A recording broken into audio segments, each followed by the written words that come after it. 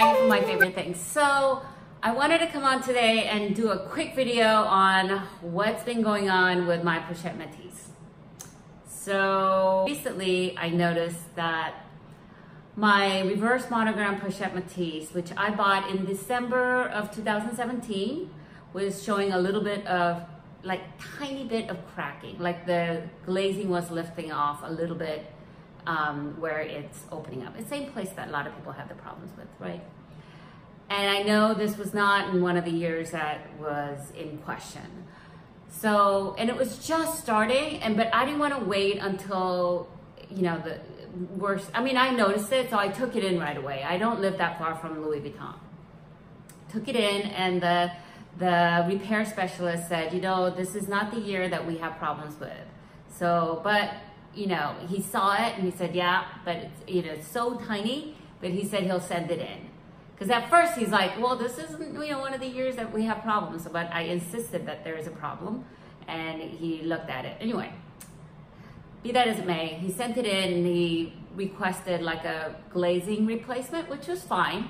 So I waited and waited, and yesterday I called back. It was about 3 weeks later, I guess. I don't know, 2-3 weeks later. And I just called back to Louis Vuitton to figure out what was going on.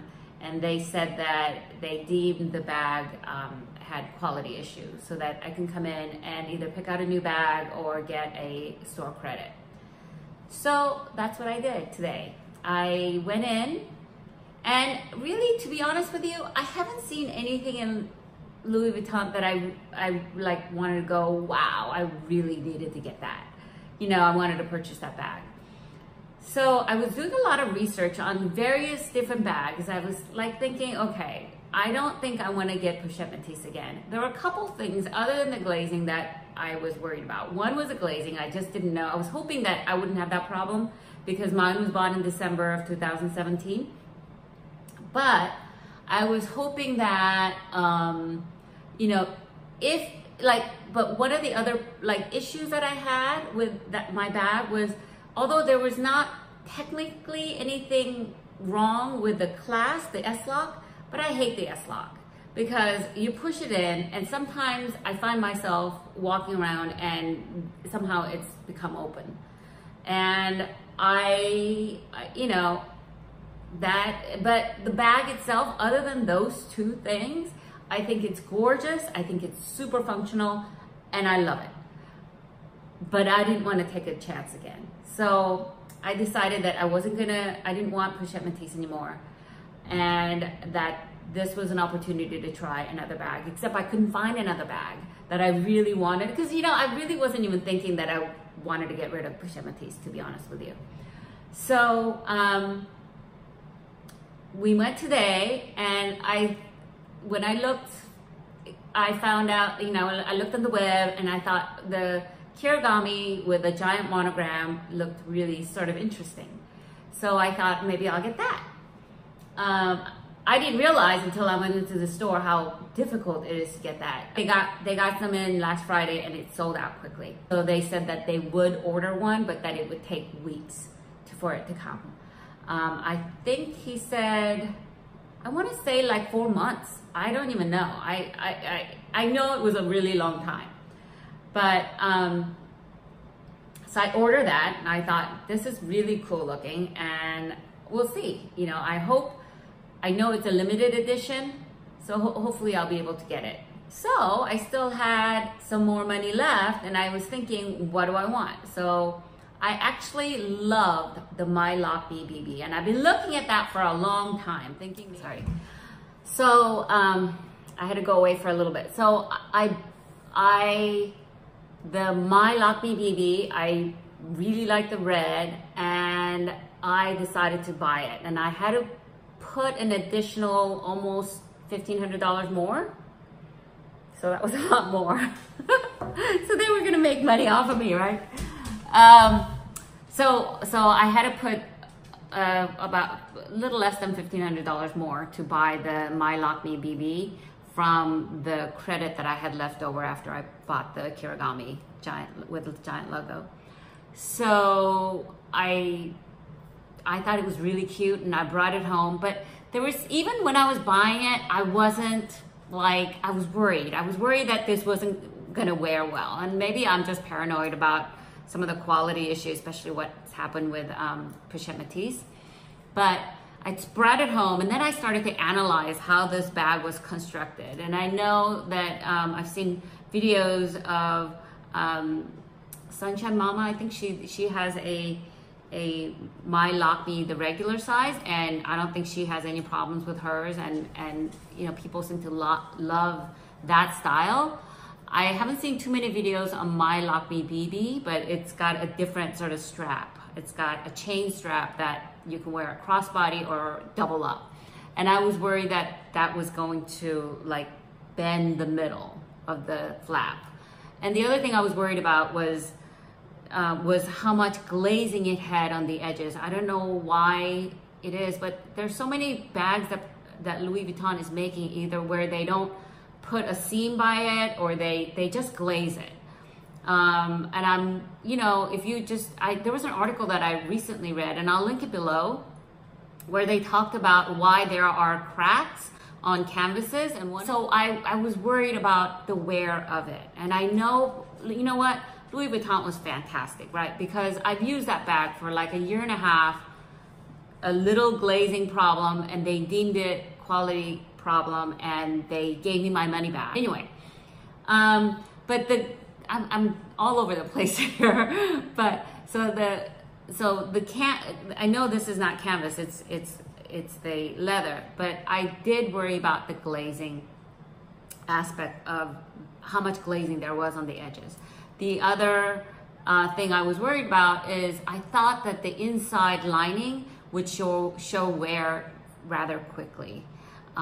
So if I wore that, and I can see within a short period of time, perhaps it would show wear.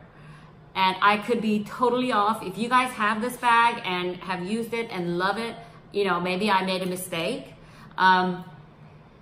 So I took it back kind of because of fear. And the other one was I felt really guilty about spending an additional $1,500 on a bag. And I recently purchased so many other bags that I just was feeling guilty. So I took it back, and then when I took it back, I saw Neo Noe, which never was really on my radar. I was always focusing sort of on Petite Noe, which I love. As you know, I have the Petite Noe in the epi leather, but I have recently sold that bag, and it's going to be shipped out to the buyer pretty soon.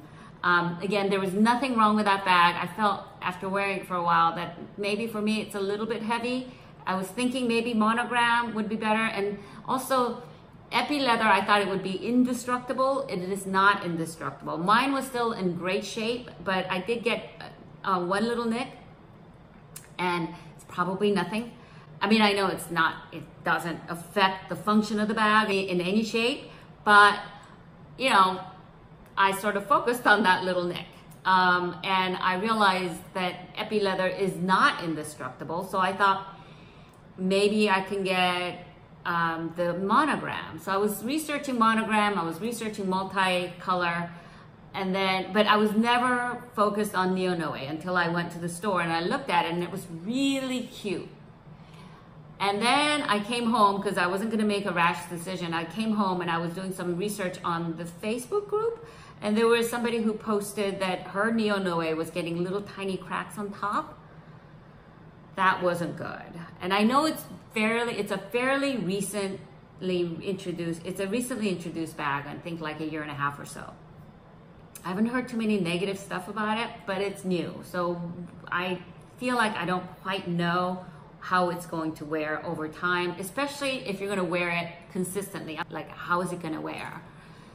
Because, you know, these are really expensive investments. So I wanted to make sure that it's going to not only last throughout, you know, my wearing it, but maybe I can, you know, hand it down to my daughter. But anyway, I saw that in Facebook, and then I was reading an article. I think I was telling you previously about how the canvases can crack a lot, and one of the things that they said is, one is if it's exposed and it has a lot of bend, like the Neo Noe or like the Artsy where there is no protection. and it, you know, it bends as you're putting it over the shoulder and stuff like that. 2 is if there are folds, right, and sharp corners. And I forget the third one, but I'll link the article below. But it was very interesting, and I'm kind of sad that they got rid of Petite Noe. I thought they would have the Petite Noe. In fact, I asked them, my sales associate, if he had the Petite Noe, because I wanted to see it, and as much as I was scared about all that vachetta leather that Petite Noe had, I think when it has the beautiful patina like Tiffany and from what is it, Coffee Lover, LV Coffee Lover channel, she has, her Petite Noe is absolutely gorgeous. I wish I could get it, you know, that beautiful if I had one. So I was thinking maybe I would be brave enough to. They don't have it. They stopped making it. They do not make, they don't have Petite Noe anymore.